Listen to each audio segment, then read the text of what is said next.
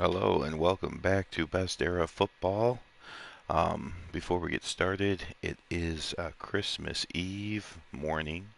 Um, Lucky to have a chance to get one of these in before all the family festivities start, which will be amazing. But just wanted to say Merry Christmas to everyone, Happy Holidays. Hopefully, the next couple days are going to be wonderful time to spend with loved ones, friends, and family. And just hope you all enjoy it and really, take us. I know it's busy, but take a minute to uh, realize, what in fact you are enjoying. It is Christmas. Meaning behind that, I know there's many family. Um, what's the word? Traditions. And everything that makes Christmas so great. So really just enjoy it. Hopefully you guys have the next couple of days off, or at least one of the next 2 days off, to really enjoy each other. And Merry Christmas, everyone. Hey, Ryan. Merry Christmas to you. It is the 1990 Raiders and 1991 Redskins today.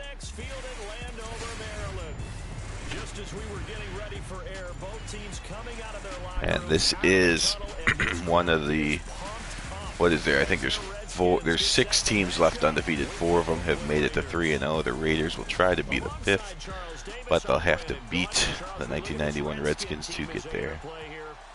So it should be a good matchup. And one of the best ways you can do that is to be at home. After this game, this is the Sunday night game, so one more left from Week 3, which will be the Monday night game between the Dallas Cowboys, who are also undefeated, and the 1998 Arizona Cardinals.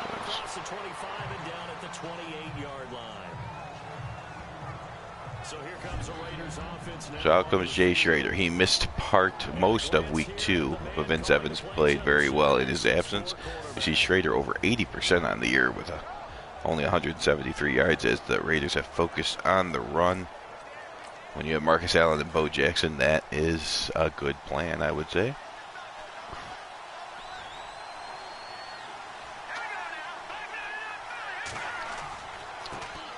It looks like Bo Jackson gets the start today, and he slams forward for 6 yards. It's a 6-yard pickup, and it gets him to 2nd and 4. Charles, they won last week despite him not running the ball well. They told us need to get him going. Runs like that help. And they talked to us about leaning on him because, as you noted, last week they didn't have to. Still won the ball game. They leaned on other people to give them the yardage that they needed. But they really want him to be that guy. And there is the other part of the fantastic duo, Marcus Allen. And he gets close to the first down. There's your line: Graves, Wisniewski, Mosbar, Montoya. Marcus Allen and Bo Jackson will both get plenty of carries. Mervin Fernandez and Willie Gold are pretty solid receivers. Willie Gold, a nice deep threat. And Ethan Horton is your tight end for Jay Schrader to throw to. But so far, 2 plays, 2 runs. And here on 3rd and 1, it'll be play action. Schrader, that buys him some time, and he misses his receiver, though. And so the Raiders will have to punt.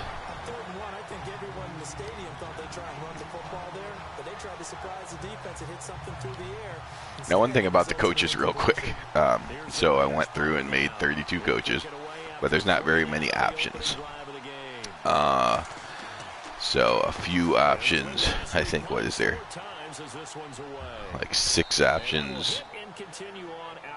Well, no, maybe there's 9 options for Caucasian coaches, 9 options for African American coaches, and then 3 options for, I guess, everybody in between. That was a great punt, by the way. So you'll see a lot of people that look the same, but I don't know how to do this. I wasn't able to put glasses on Joe Gibbs or anything. It just happened. So I used that same model coach for somebody else, and he doesn't wear glasses. And then if you check out the Tennessee Titans, who I think have had a game broadcast so far this year, their coach, for whatever reason, has a beard, which, okay. so things just happen, which is cool, I guess, because it keeps them from looking exactly the same. but I have no control over it. So I pick the coach, and then they just decide, well, this guy's going to wear glasses.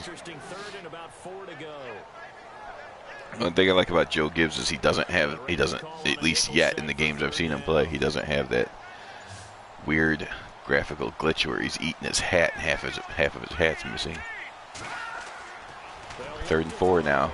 Rippon fires into coverage, and it's picked off by the Raiders. Returned for a touchdown, and that is a pick 6 and a terrible start for the home team as the Raiders take a lead 7-0. He was looking, I think, for his tight end but it was picked off and returned for the touchdown. He just must not have seen him. Right in the lane, goes up, makes the catch. And the touchdown. And then he waves to the crowd. Try here for the extra point. Well, Lewis with the pick 6. And that makes it 7-zip Oakland. So much attention on the running backs of the Raiders. You forget that they have a pretty opportunistic defense as well. Not that they shut you down to no yardage, but they can force turnovers and get to the quarterback. This one's in the air. This one fielded at the 5. Before that pick 6, Rippon was top 5 in the league in passer rating. So now the Redskins offense, they get set to go back to work here. Terrible start today, but he has been fine in the first 2 games, and we know how dangerous this 91 Redskins offense can be. So this game certainly has a long way to go.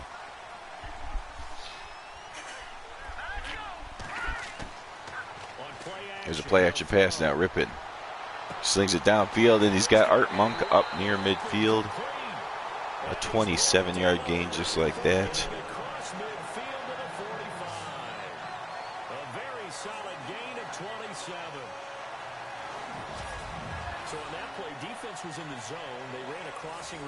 Now Mark Rippon is one of those guys that if you look at any of his stats from other years, they're just not what they were in 91, but for whatever reason in 1991 he had a fantastic year, put it all together for one magical season. Sometimes that's what it takes to win Super Bowls. You have to have guys who play much better than their career average would indicate. Of course, Art Monk, Hall of Famer, fantastic receiver any year. But Gary Clark and Ricky Sanders also, it's 3 great receivers to throw to. That's probably part of it. And there he tries to throw to a Raider again. In fact, that was Lewis again. So Lewis almost with his 2nd pick. But that one is dropped. Unfortunately, fell away for the defense because if the offense is able to grab that one, that's a short little jaunt into the end zone. Because and now they'll come out with 2 tight ends. Maybe going to attempt their first run. No, Rippon will throw again.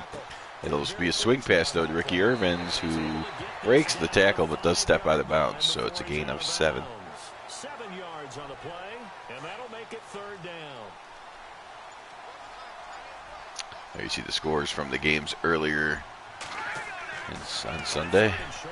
And there's over the middle, complete. Ricky Sanders for the touchdown, and Rippon throws one to the opponent and then one to his own team. And Chip Lowmiller will come out to tie it. So obviously his confidence was never lost, and that's a good thing to see. Great quality to have, and you absolutely must maintain that as a quarterback. 5-play, 72-yard drive all through the air.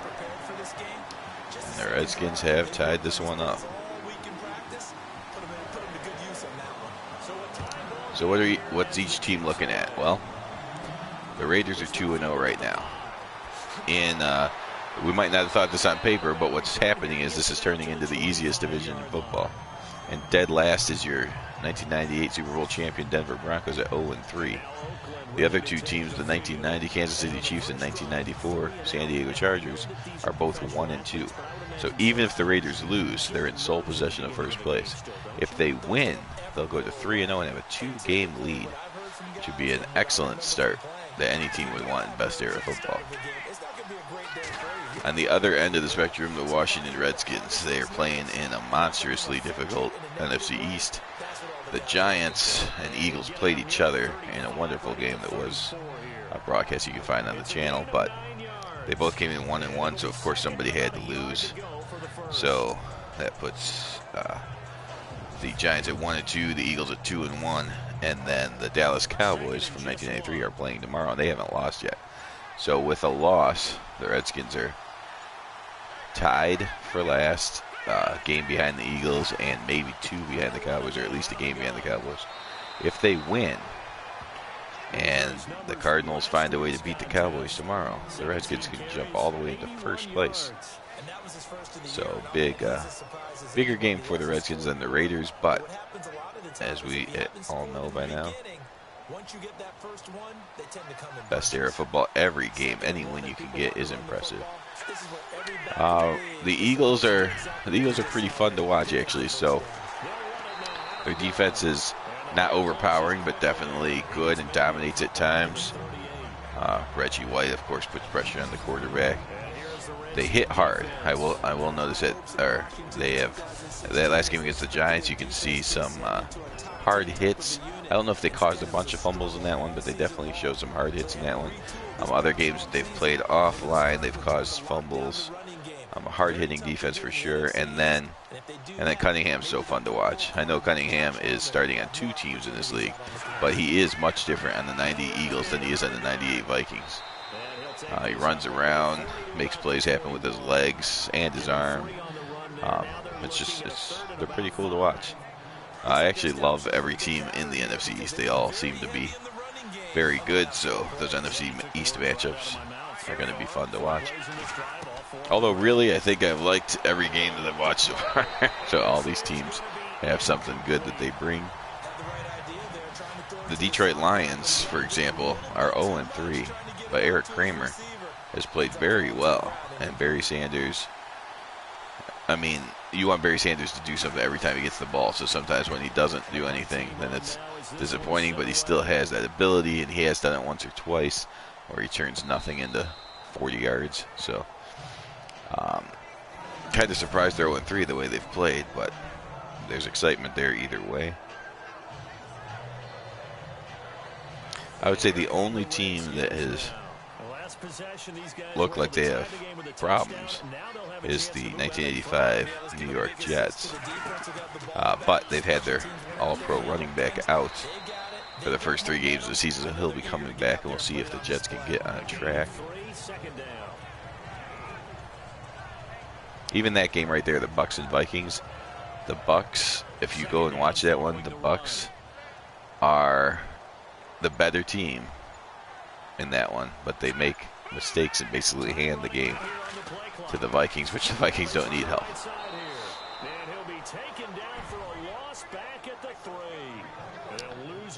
Well, the Bears have suffered the most injuries, which is ironic because I'm a Bears fan. So the 85 Bears, I knew their division was tough, but I expected them to be a playoff team. And in game 1, I think they had 5 injuries, and people were out for a month or so. So their offensive line has 2 starters and a backup guard injured. Let's see, I think one comes back week 5 and the other 2 come back in week 6 or 7. They also lost William Perry and Dan Hampton. So injuries are kind of tearing apart the Bears, but they have looked all right. Walter Payton is leading the division in rushing yards, as you might expect, but with Barry Sanders in the same division, that's still a challenge, but he is running the ball fairly well. Passing game has been kind of like the 85 Bears passing game really was. Defense has been good. It's not easy to explain why they have 2 losses out of 3 games, but I think it might just really be the excuse of injuries.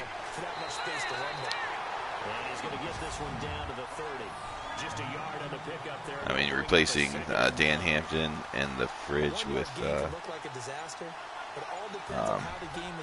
Hartstein, and I can't even think of the defensive tackle that's playing for William Perry. That turns a dominant defense into a really good defense, which is not the same. It's a 9-yard gain, and it keeps the drive moving. And, you know, unlike 1985 where they're playing, you know, 10 of their games or 8 of their games against teams that have no chance against them. Every single game you're playing a playoff team, so you have a bunch of injuries. It is hard to survive. There's a team right there that has been ridiculously over impressive is the Carolina Panthers. 1996 Carolina Panthers. 3-0. I did not expect that. They found ways to win every game. This past game against the Saints, I think they had a punt block return for a touchdown and a pick six, almost back to back, to go from losing by 7 to winning by 7, and then they held on and won at the last minute. So it's just things like that that Panthers have been a surprising team so far. Schrader misses again. So Schrader came back from injury maybe too early, as he has missed some open receivers. Off to an 0-for-4 start, but despite that, if Jager can hit one from 39, the Raiders are going to be on top.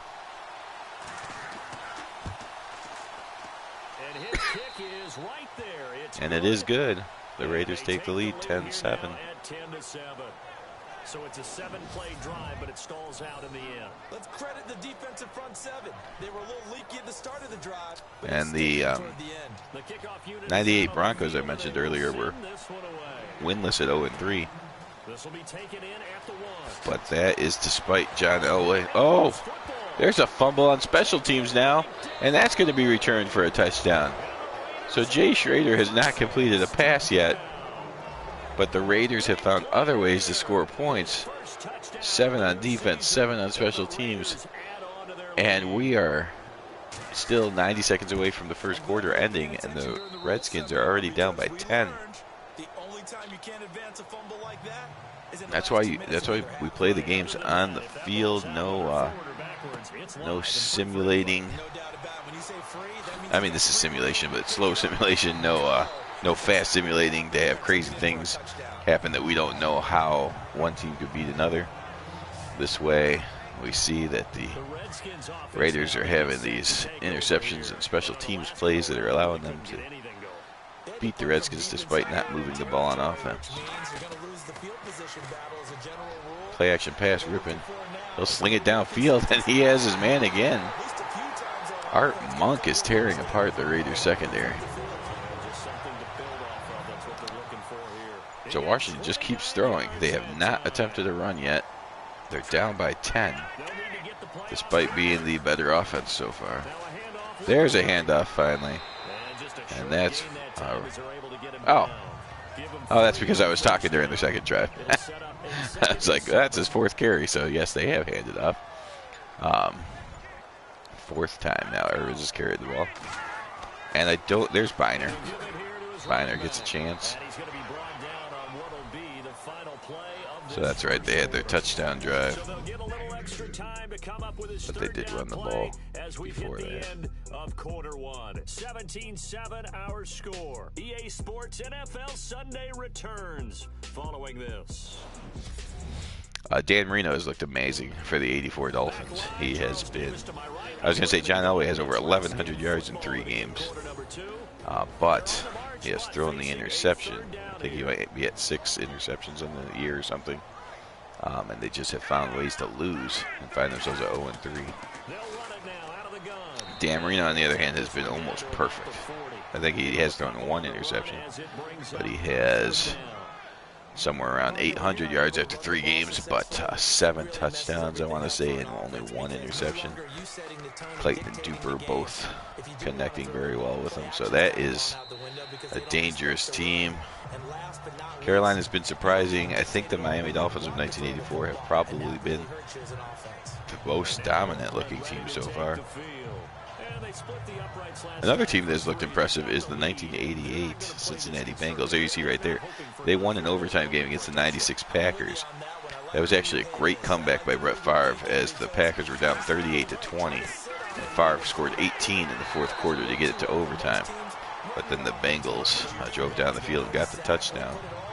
Oh, that looks like an injury to Bo Jackson. That's not good. Bo Jackson, of course, one of the best running backs. Not technique-wise, just pure speed and power that I've ever seen in my life. Of course, career shortened by injury. And so it is ironic, I guess, that you would say he leaves this game with an injury. Hopefully he's back soon, though. The fun of this Raiders team, at least for me, is seeing Allen and Jackson carry the ball in their different styles. Both effective, though. Schrader rolls out. He's going to run because he can't throw today. And he'll slide. And another injury.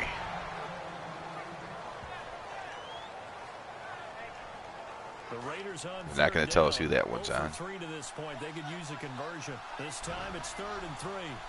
But yeah, I was going to say the 84 Dolphins, the 88 Bengals. The reason I say they're so impressive is, first of all, they're 3-0. But against that game against the Packers, Jay Schrader runs for the first time, gets lit up, fumbles the football.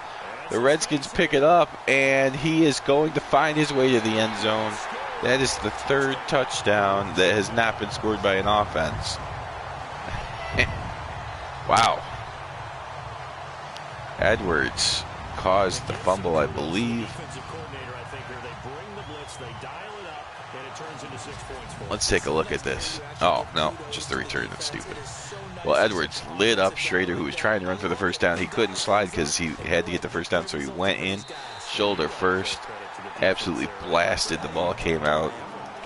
Redskins recover it, and each defense has now scored a touchdown. The special teams of the Raiders have scored a touchdown, and that has led to a 17-14 game. Ryan, I'm not sure I ever asked you what is your favorite team. I mean, if you remember all the teams in Best Era Football, you can tell me what team you want to see the most in Best Era Football is as well. But just in regular life, what are you a fan of? See, Bo Jackson's back already, so that's good. He was just a one-play injury. But that 11-yard run is going to be negated by a holding penalty. It's too bad, isn't it? They were feeling pretty good about it. The 93 Cowboys have looked good too. They just haven't dominated people as much as the 84 Dolphins, but they definitely do seem like a team that'll be there at the end. There's Schrader taking another shot. He scrambled 4 times for 20 yards, and he's taken a couple of vicious shots the last 2 plays that he has scrambled.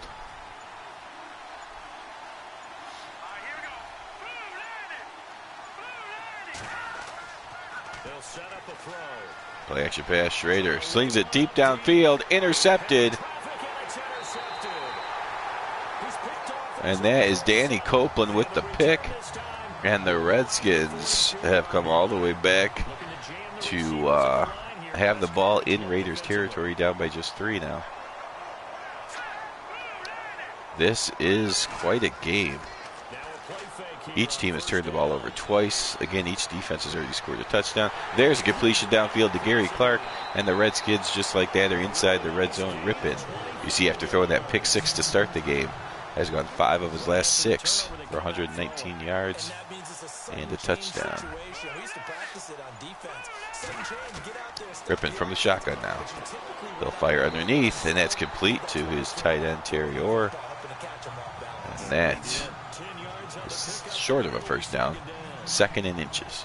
They gave up the completion there, but this is what zone defenses count on. Catching the ball and not much run after the catch. And they give to Ernest Biner now off to the right. He gets down to the 5-yard line, first down. It's a 3-yard pickup, and that sets up a 1st and goal. First and goal now for the Redskins, trying to take their first lead of the game. He'll turn, he'll give it to Ricky Irvins this time, and he'll break a tackle, but can't break the second one.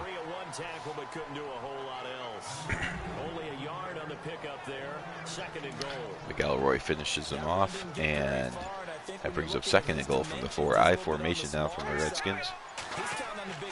Oh, the fake to the fullback, and now a pitch it, and that will work beautifully as Ricky Irvins goes untouched into the end zone for his, what's his first career rushing touchdown. But obviously, we don't care about whose stats these were before the custom rosters were made. That is his first rushing touchdown of the season, though. That is the important number. And the Redskins have survived their early mistakes, a pick six and a fumble on the kickoff that was returned for a touchdown. And despite all that, they still have the lead here at home, 21-17.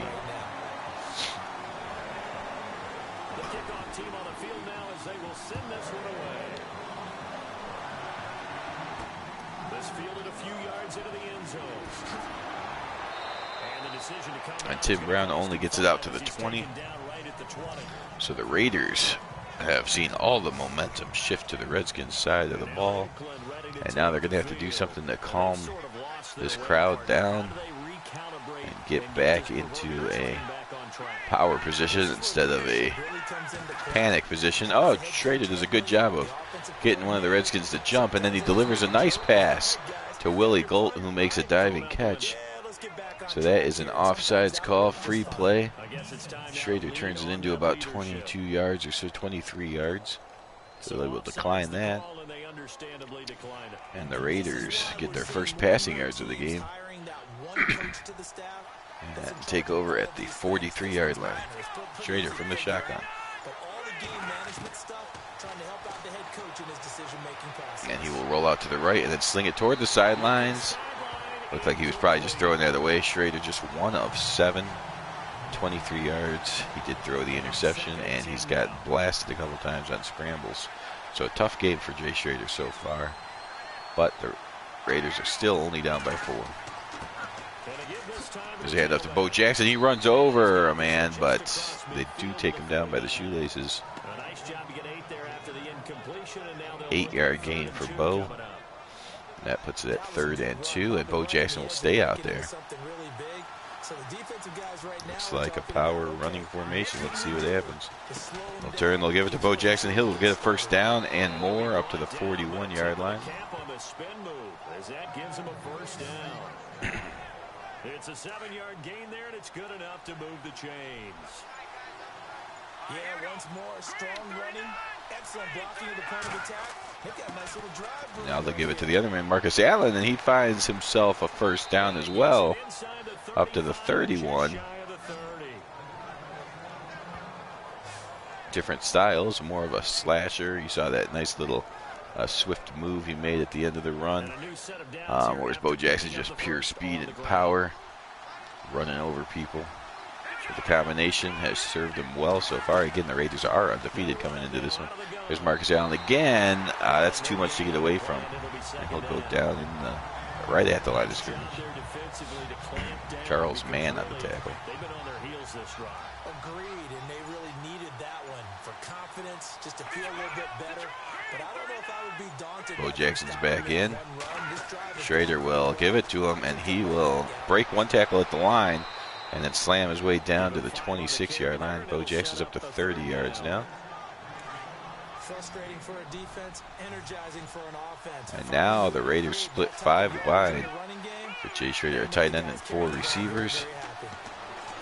Line gives him some time, and he launches it towards the end zone. And nice catch made by Mervin Fernandez. They're going to say his knee is down at the 1. It is not a touchdown, but a beautiful 26-yard reception made.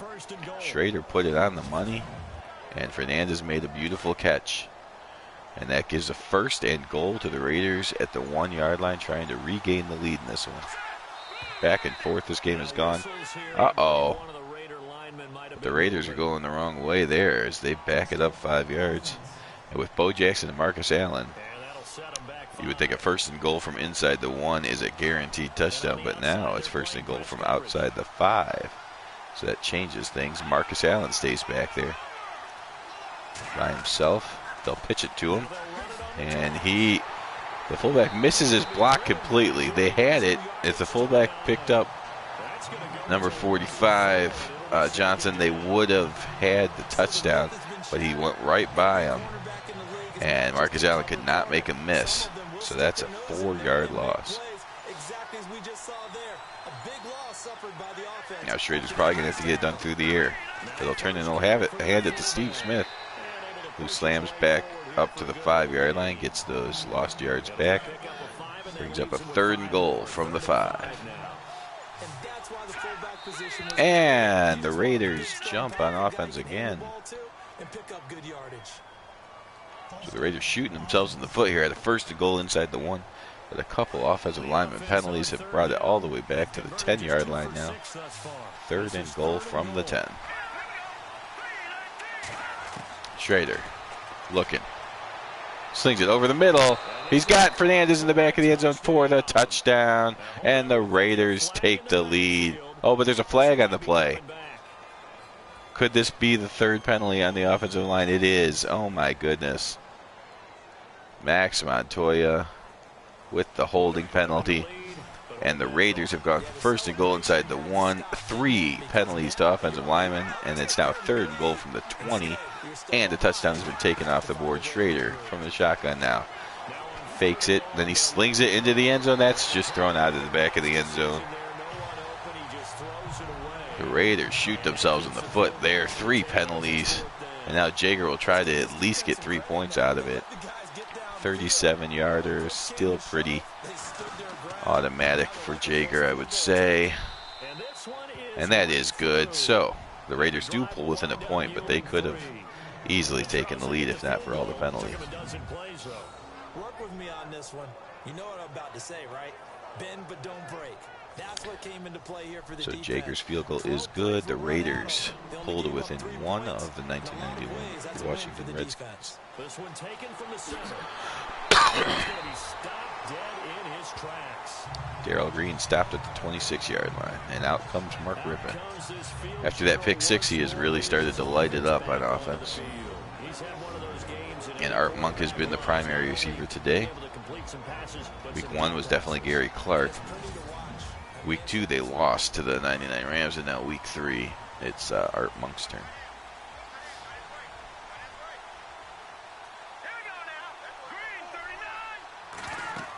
Ripping from the shotgun, he will hand it off. Ernest Miner gets a couple yards. Stop short of the 30. Call it a gain of 4 on 1st, and that'll make it 2nd down. But they certainly got dented with that 1st down run. So now they've got to be back on their heels a little bit as a defense. They'll run it now. There's a handoff. A couple more yards for Miner, close to the 1st down. Maybe the 34. Give him 4 on the carry, and it'll make this a 3rd and about 2. And 3rd and 2 coming up. See if the Redskins continue with the run or if they let Rippon sling one here. It's going to be a play-action pass. Rippon is going to throw it to his offensive lineman's head. And that's not going to work.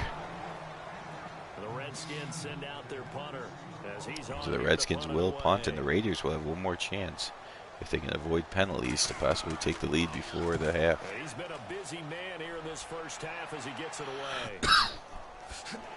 Caught at the 10 and brought out to the 18-yard line. 51-yard punt that time. And the Raiders will take over now 1st and 10. So out come the Raiders from their own 18. Marcus Allen alone in the backfield. 3 wide. Schrader will fake it to Allen, and he'll roll around in the pocket. And now he decides he's going to run for it again. He will slide to avoid his 3rd concussion of the game. Obviously, he hasn't actually had a concussion. He's still playing, but he has been rocked a couple times. So he will talk it over with Art Shell and during the 2-minute warning. Now the Raiders come back out for a 2nd and 5 from their own 22-yard line. Low snap, but he catches it, gives it to Marcus Allen, just across the 30, 35, 40. Nice tackle made out there at the 40-yard line. Marcus Allen up to 51 yards on the ground now. And now the hurry-up offense for the Raiders. They'll fake it to Allen this time. Schrader looking. Now he moves around. Now he slings it downfield. Oh, that should have been intercepted. Surprising to see a defender of his caliber let it get away, but it does. Mayhew had the ball in his hands, but could not come down with it. And that gives the Raiders another shot Careful throwing across your body, Mr. Schrader. There's a throw, a little bit inaccurate, but bailed out by Horton, who makes a diving catch, but that's only a no-yard gain, actually. So here's a hurry-up offense now by the Raiders, 3rd and 10. Allen picks up one of the blitzers. Schrader slings it on the money to his tight end, Ethan Horton. And they're down inside the 40, and here comes the hurry-up from the Raiders again. They're keeping their 3 timeouts for later. Running down the field, fake to Marcus Allen again. 2 men coming. Allen picks up one of them, but nobody picks up Millen. Matt Millen sacks him, and no reason to call timeout and regroup. The Raiders continue with their hurry-up offense, holding on to 3 timeouts for a different time. And Raiders shooting themselves in the foot now, again, as Brown drops the pass from Schrader. You nailed it pretty well, you know. He's got to throw it better, got to get more help. Obviously, yeah, Art Shell was the coach of the 1990 LA Raiders. Former great offensive lineman, of course.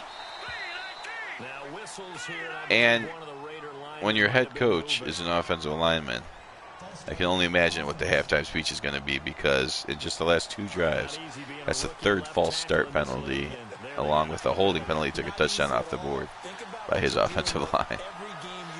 So the Raiders only down by a point, but they might get a severe, stern talking to by the coach at halftime. And there the Raiders just run the ball to make the Redskins use one of their timeouts. Already conceded that they will be trailing at the half, but would like to keep it just a 1-point game. As he's on to kick it away.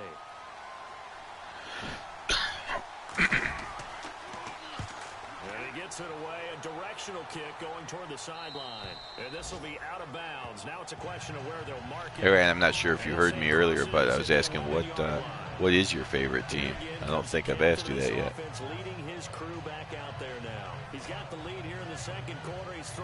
And please don't say Packers. Although it's Christmas time, so even Packer fans are acceptable, I guess.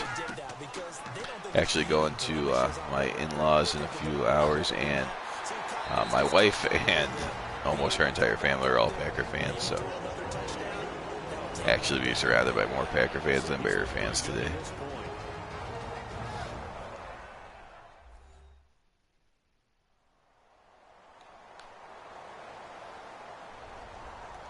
So the offense has it 1st and 10.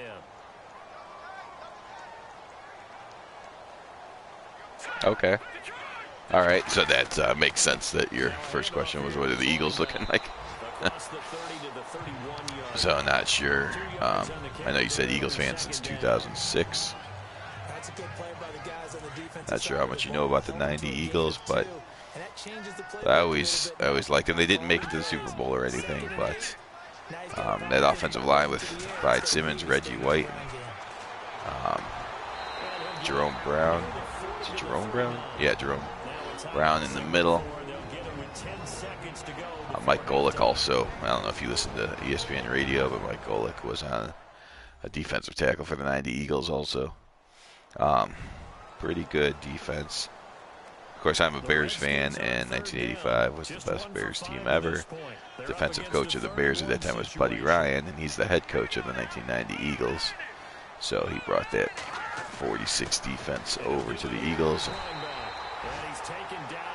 If it wasn't to Randall Cunningham being injured parts of the year in 90 and 91, then I think the Eagles probably would have had better finishes. Oh yeah, yep, a secondary. Like I said, I've liked the way they've looked in Best Era Football just because it represents what I remember about them. Good defense, hard-hitting secondary. Eric Allen, a good cover corner as well, of course, but Hopkins, Waters, Allen, they could all hit. Devastating defensive line as well. I'm going to use this halftime real quick to grab something to drink while you're watching the highlights.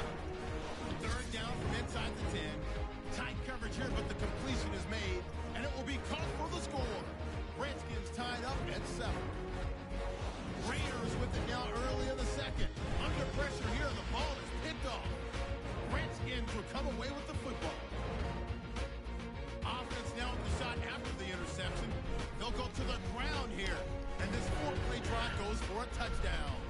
The lead grows to 4. All right, thank you, Larry. Plenty of intrigue to come. A one-point game as we get set for half 2. This will be fielded at the 6. And he'll get it up to about the 26-yard line, just across the 25.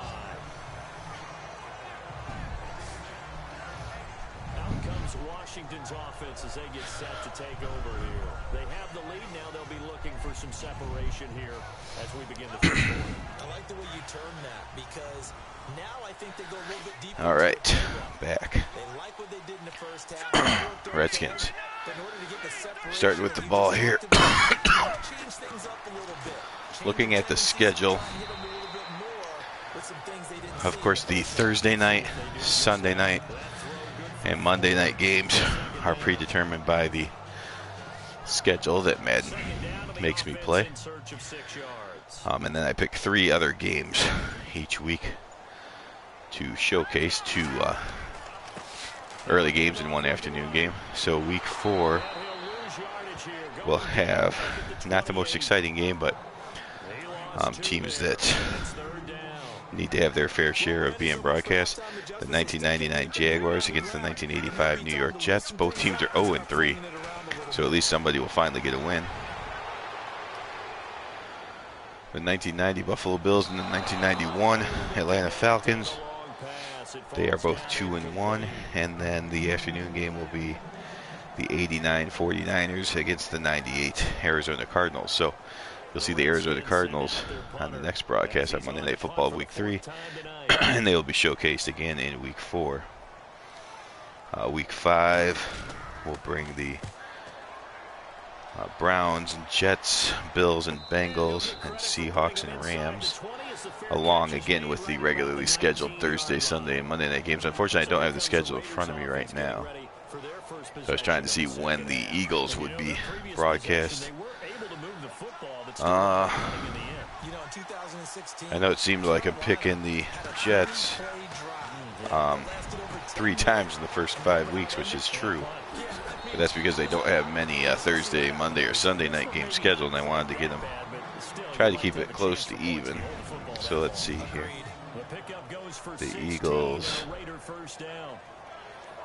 I know the Eagles will be broadcast at least 5 times, and I haven't finished making choices.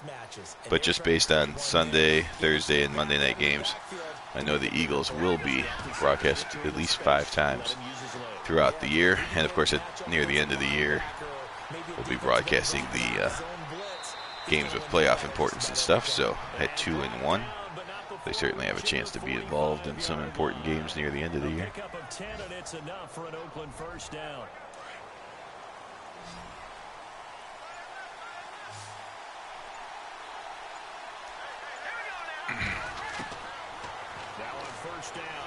Jay Schrader from the shotgun now, and he'll miss fire. Again, he's been off today.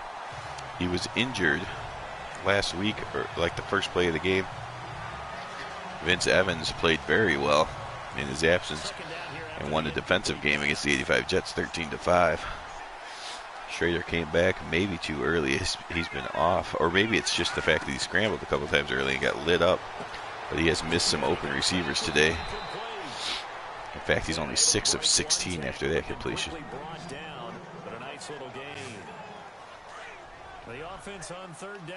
The Raiders have still been able to put 200 yards of offense together, though. And here's on 3rd and inches, a play action pass, and Schrader will launch it deep to Willie Gault. It was looking for, but that's knocked down. And on 4th and inches, the Raiders will punt. So more of a calm down second half so far, as they are not just flying back and forth scoring points.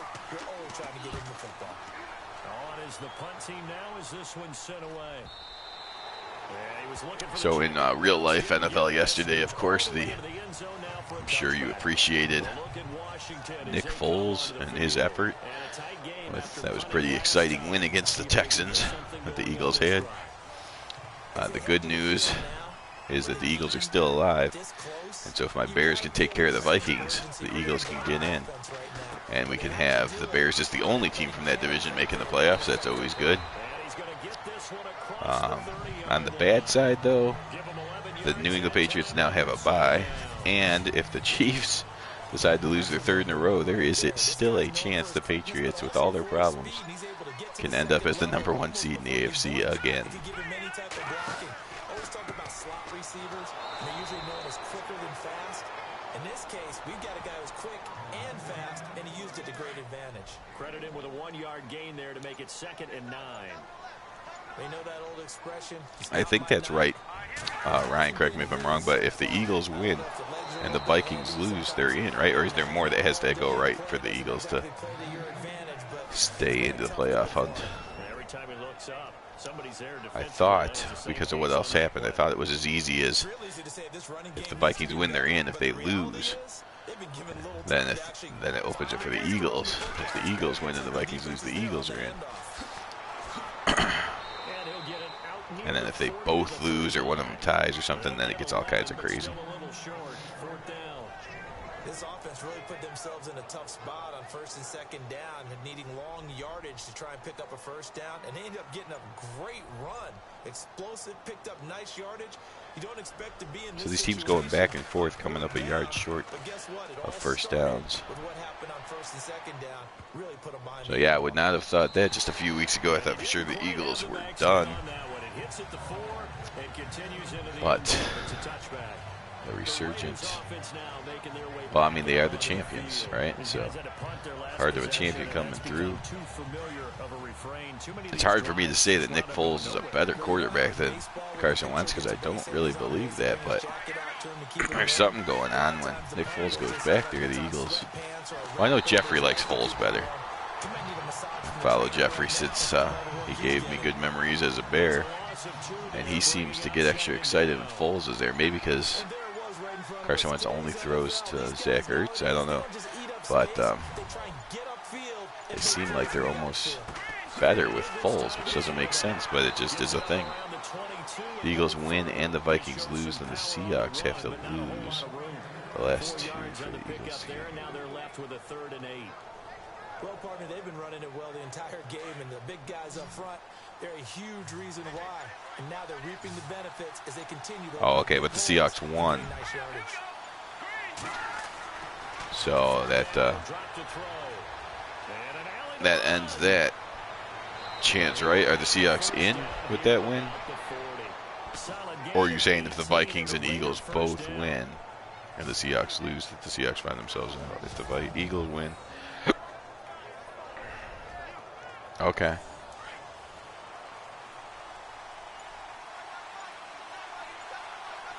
Yeah, the Seahawks, another team I did not think. I actually thought the Eagles had a better chance than the Seahawks, just because I knew the Eagles still had a bunch of talent on that team. But the Seahawks seem to have lost all their talent besides Russell Wilson. But they just keep plugging along, and Russell Wilson continues to prove, even though most people I talk to still do not seem to respect him like I think they should as a quarterback. He's a very good quarterback. Constantly finds ways to win, and he's in the playoffs again in 2018.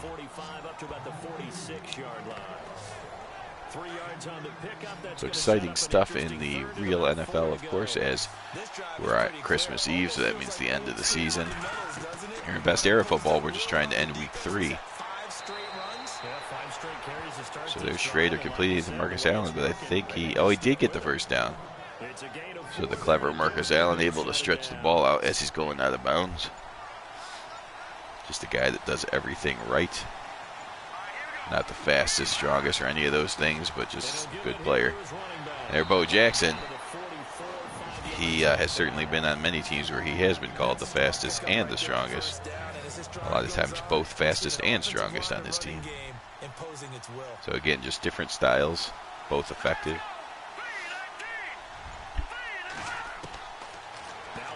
Schrader will tuck it. He's going to run again, and he runs right into his tight end. And Charles Mann gets credit for the sack.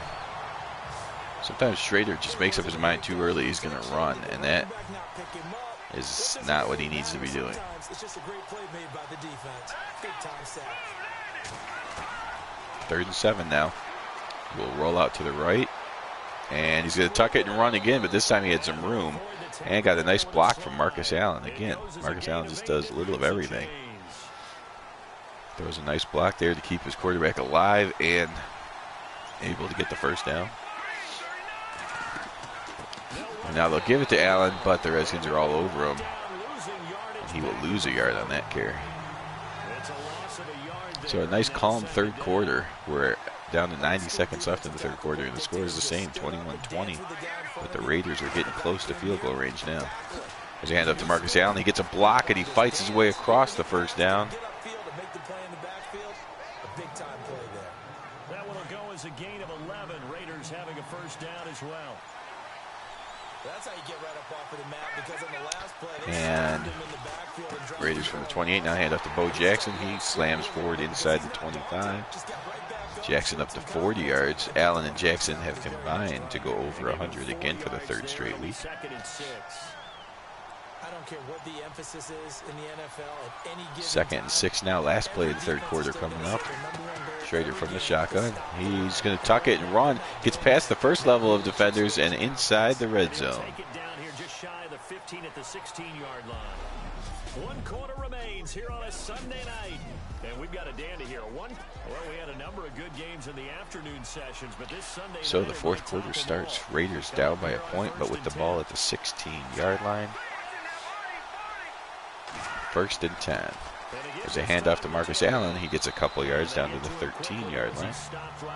Allen up to 71 yards today. And the seemingly endless drive continues. A long drive by the Raiders here, really working the clock. And at the Bo Jackson, he will break a couple tackles, but there's just too many Redskins there. And he goes down after a 1-yard gain. Just a 1-yard pickup there, and it's going to make it third down and 6. Third and 6. Raiders in field goal position, but they would like the touchdown. Schrader from the shotgun. He looks, he throws to the sidelines. Galt makes the catch, goes out of bounds at the 8. That's 2 yards short of the first down, however. And Jager will come out for a chip shot field goal to take the lead. He simply didn't run the route deep enough to get to the first down marker, despite. And that kick is good, and your 1990 Los Angeles Raiders, who are already 2-0, now take the lead against the 91 Redskins and are just 13 minutes away from becoming a 3-0 team. This is taken at the 3. Even when we all flipped out on him in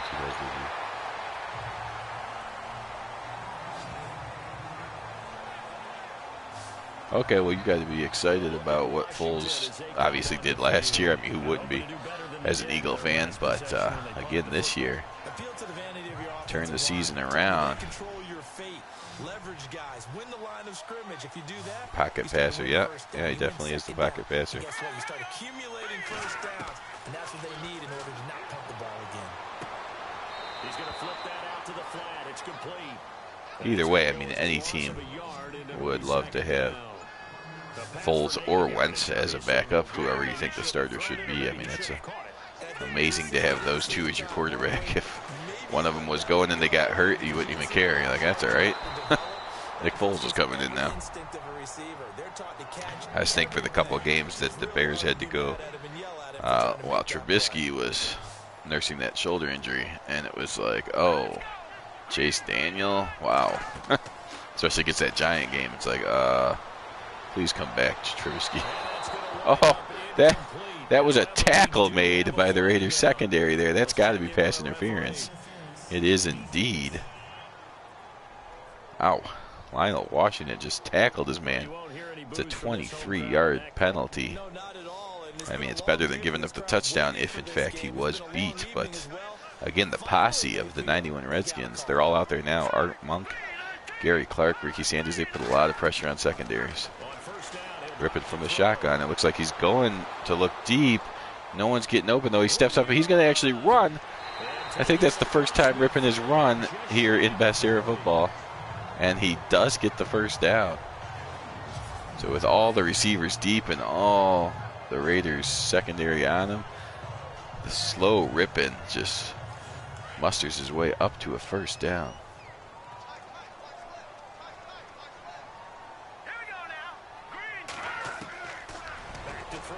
Rippon now slings it deep, and he's got Ricky Irvins out of the backfield, split out wide, and that's another speed burner. So that's with the posse and then the speed burning Irvins out of the backfield.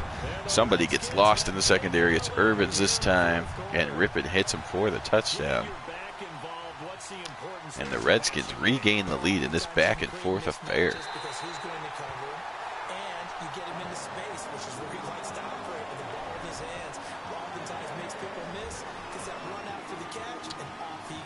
And your Redskins leading the Raiders 28-23. I assume as an Eagles fan,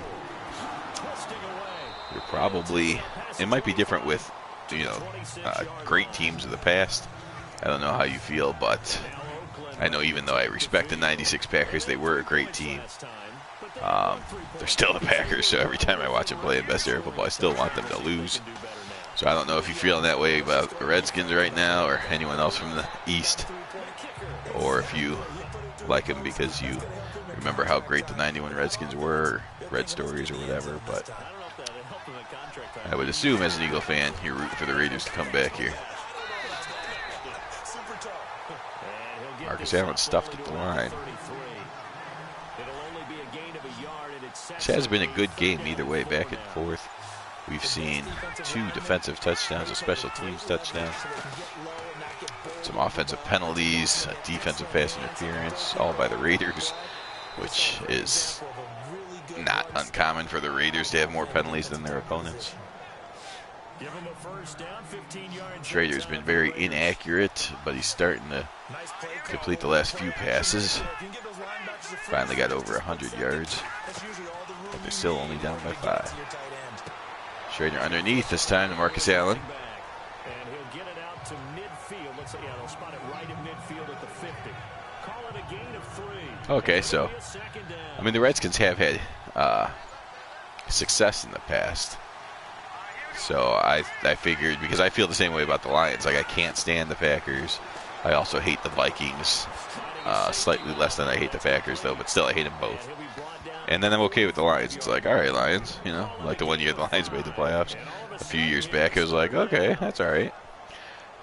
But I just thought it was because the Lions have never done anything in my lifetime. So I'm like, well, there's no reason to be jealous or mad at them. They never do anything.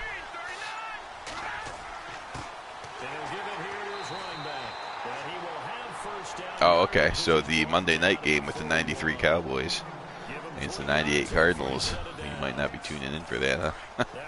Or maybe you'll tune in until the Cowboys take the lead against the Cardinals. The 90s Cowboys were a very good team, so I can't use any bias when I'm making the ratings or anything. I do know that they're one of the best rated teams in Best Era Football, but you can always root for the upset. We've certainly seen some already. And as far as if you like the 1970s Cowboys, so I didn't necessarily want to announce this too early, but I haven't decided if it'll be a follow-up when this Best Era season ends, or if I'll actually start it before Best Era Football actually ends and just have them running at the same time, although they'll be weeks behind for sure. But a follow-up project I was going to run is what I'm going to call Classic Era Football, and that is same idea.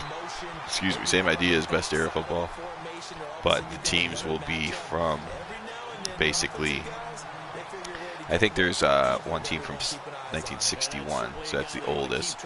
Most teams are from 65 to 80, but or 83, I guess. As Best Era Football is 84 to 2000. So the 77 Cowboys will be featured in there. Obviously, I don't know exactly when it'll start. It might not be ready until this season's over. When I have full hours like this, I like to watch or broadcast one of these Best Era Football games. But sometimes when I just have 30 minutes here or there for a day, then that's when I'm working on the rosters of that classical era football. And I certainly would not have done all 32 teams myself because that just takes way too long. But the reason the idea came to me is because there is a roster set from Kappa Late Night. It's CAPA L8NT, I believe. And he had made many of the teams I wanted. So I want to say 20. Let's see here. I'll tell you exactly. 1, 2, 3, 4, 5, 6, 7, 8, 9, 10.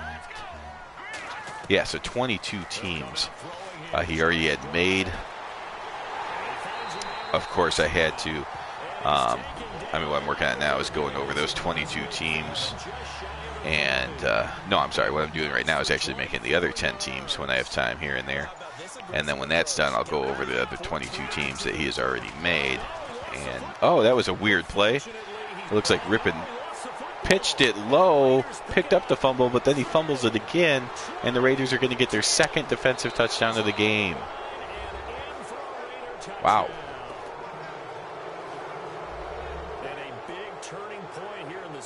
Unbelievable. Let's take a look at the. Oh, dang it. I hate when they don't show the whole replay. So Rippon turned and tossed it, but he tossed it at the feet of Biner. So that was a fumble. Rippon picked it up, and then now when he starts scrambling, the ball is out. Benson knocks the ball out before he gets to the ground. Touchdown Raiders. The Raiders have had 3 touchdowns by units other than their offense, and they have a 1-point lead because of it. It's amazing how the Raiders are going to. I mean, it's not even over yet. The Redskins can still win this game, but if the Raiders do win this game, it's going to be amazing that they put only 1 offensive touchdown on the board. No. Actually, not even 1. They've had just field goals. They have no offensive touchdowns. But they're winning 29-28. Wow. What I was saying before that crazy play just happened. Oh. Marcus Allen nowhere near getting the 2-point conversion. Redskins are all over that. But 5.5 to go. 1990 Raiders trying to remain undefeated. They lead the 91 Redskins 29-28 on 3 touchdowns from 2 from the defense, 1 from the special teams. All kinds of turnovers forced. That classical era of football again. After I get done creating the 10 teams to go along with the 22 that were, I would say, 90% already created by Kappa and Late Night, which is a 2-man project, and they do a great job. I'm going to go through those teams, of course, make sure that the computer didn't do anything weird like cut players into free agency or anything crazy like that, which they like to do. So fix that up. That shouldn't take too long. And then, of course, go over the ratings because, of course, not everyone would have the exact same rating scale as me. So a lot of the hard work for those 22 teams is done, which is finding guys to, rename and edit their uniforms and stuff like that. So I very much appreciate Kappa Classics and Late Night coming together and making that roster so that that's even possible.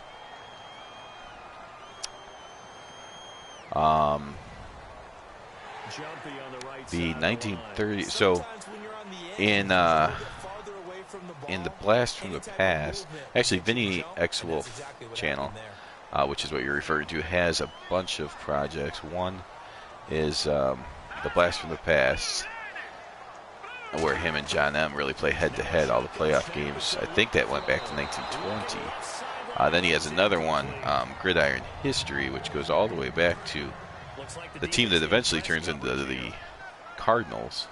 But that started before 1900. And on that one, I believe he's just making the players that he can find. So, for instance, there's a couple of O'Brien brothers, and that's the only 2 people that he rated, and then they're actually playing against modern. Rather than go through and change names of all the modern people to people you don't even know existed, he has just made the players that he'll be playing with for now. But once he gets later, into the 20s or further, then you'll start seeing more teams with more named players. But yeah, he does all the rosters for those projects.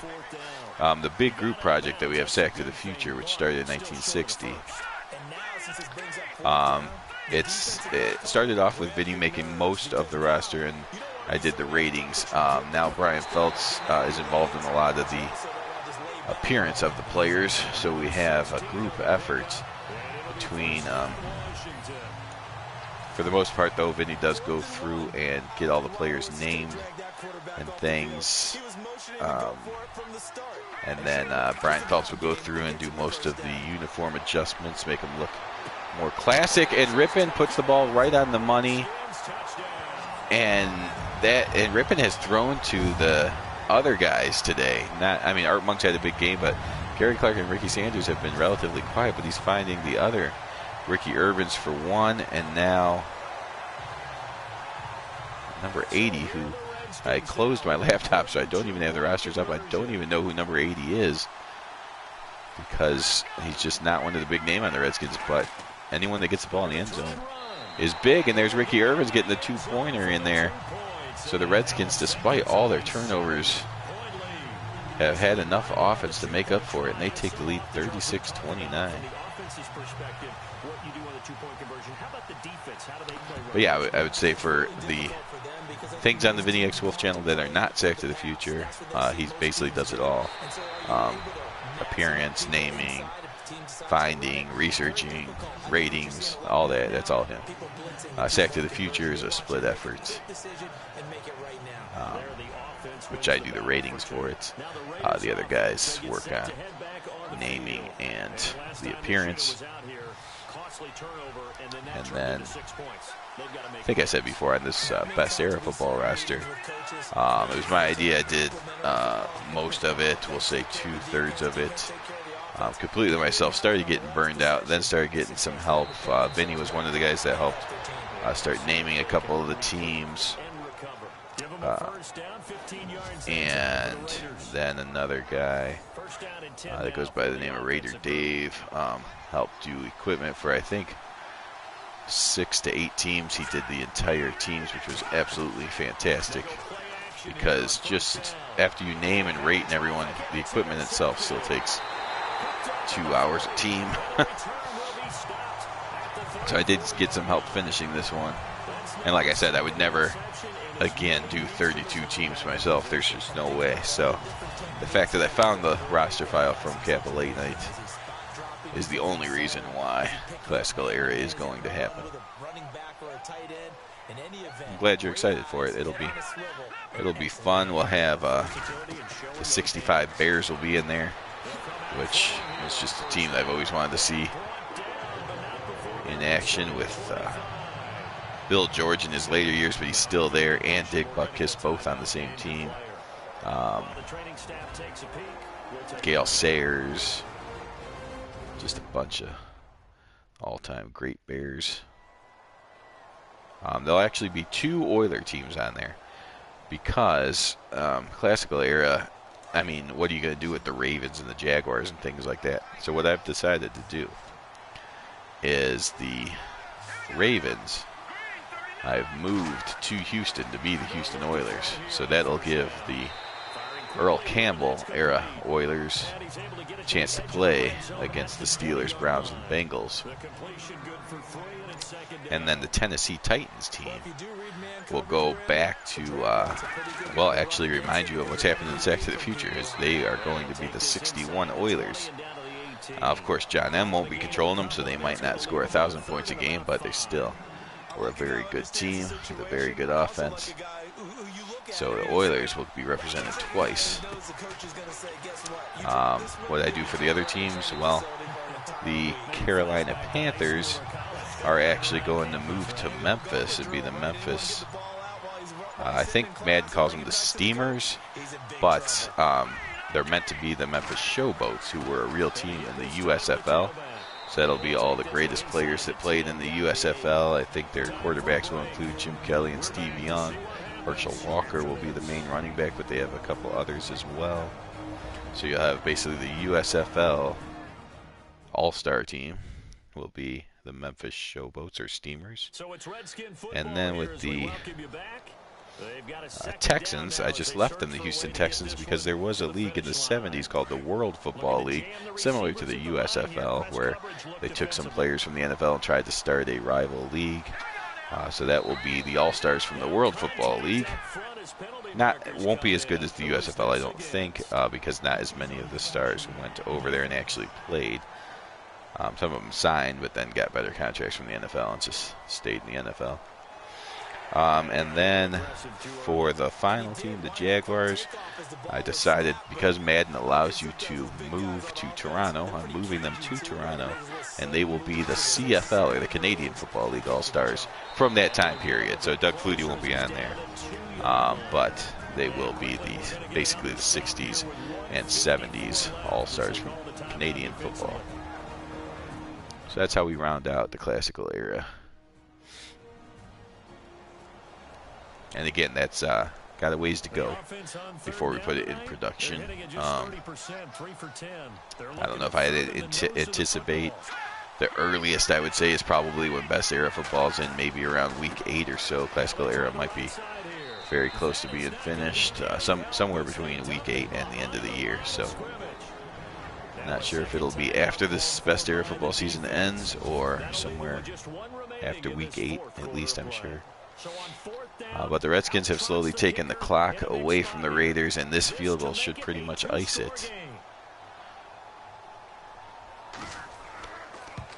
Sorry for talking so much about the other projects going on, but hopefully we're still able to enjoy the game on the field. The Redskins show some moxie of a champion, I guess, with all those turnovers, allowing the Raiders to get 21 free points, basically. They're 20 free points. Still able to put enough offense on the board to take care of this game, I believe, unless something disastrous happens here. 39-29. Schrader would like to add some stats at least, but he just keeps misfiring. They might have to go to Evans. Schrader's going to need to be checked out and make sure he is okay. He may have come back too early from that injury, but he is not having a good game today.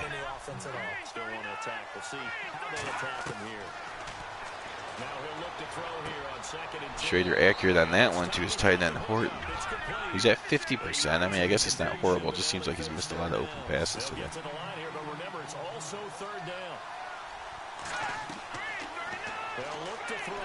Schrader, oh, that was a beautiful pass.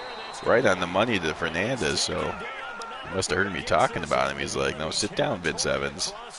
I'm still the man. Schrader on the money again, back-to-back nice passes to Fernandez and now Brown, and the Raiders driving right down the field. I mean, the Redskins are playing back a little bit, more of a prevent defense, that's part of it. But the Raiders have finally put a drive together that includes some aerial attack. And what else is new? Another penalty on the Raiders. So the Redskins, with 2 fumbles and an interception that led to 3 touchdowns by units not called the offense of the Raiders. But the Raiders have been penalized a bunch of times. So both teams making a ton of mistakes. There's another holding penalty against the Raiders. That's on Don Losbar. And it takes another down off the series. But the biggest one of all, do you want to tell the guy to just get the sack, but it no longer counts? No. 2nd and 22 now. We're down to 40 seconds. Schrader, oh, he just misses. Looked like he had a man breaking for the end zone. Just missed him. Oh, Jackson is split out in the slot. It's interesting. And the entire line moves, but the center doesn't snap the ball. Wow. It's funny only because it's the Raiders. So the Raiders, historically known as being one of the most penalized teams in football. I haven't looked up the stats, but I would imagine they probably had more penalties called than any other franchise. Oh, that's a nice breakup. Looked like a possible touchdown, but it was broken up by the secondary there. And that'll bring up a 4th and 27. Jager's going to come out. They need both the field goal and touchdown. So on 4th and 27, instead of trying something ridiculous, you might as well just get the field goal out of the way. Jager from 48 is true. And the Raiders get up to 32 points, pull within a touchdown, but it's all going to come down to the onside kick here. This has been a long game with all the penalties of the Raiders. Hour and 15 minutes. I apologize for the length of the video, but hopefully you enjoyed it anyway. football back. Unfortunately, they couldn't get it. Redskins recover the onside kick, so if the Raiders want to be jerks, they can call timeout and make the Redskins kneel twice, but this thing's over either way. 80% of the time, the team expecting it, they do actually recover. And the Raiders do call timeout, so that's classic Raiders. The Redskins are going to improve to 2-1. That ties them with the Philadelphia Eagles for currently second place, and both those teams, as well as Ryan, I'm sure, will be watching the Monday night game with the 93 Cowboys taking on the 98 Cardinals. Hoping for a miracle from the Cardinals. If that happens, there'll be a three-way tie in the NFC East. If not, the Cowboys will still have total control. But the Redskins have survived their turnovers and gotten to 2-1. The LA Raiders are still in first place in the AFC West, but they do drop their first one. They go down to 2-1. And that should do it.